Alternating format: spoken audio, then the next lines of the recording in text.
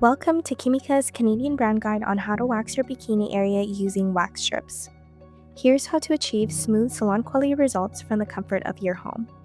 First, cleanse your bikini line with Kimika's pre-waxing cleanser to ensure it's free of oils and impurities. Next, rub the strips between your hands to make them more flexible. Separate the two double strips following the pre-cut line. Take one and carefully peel the strips apart using the outward rounded tabs. Smooth the strip over the skin in the direction of the hair growth. Quickly remove the strip in the opposite direction of hair growth while keeping the skin firm to minimize discomfort. For optimal results, divide the bikini into 3 sections: the top, the center, and the bottom of the bikini. Repeat the process on the other areas of your bikini.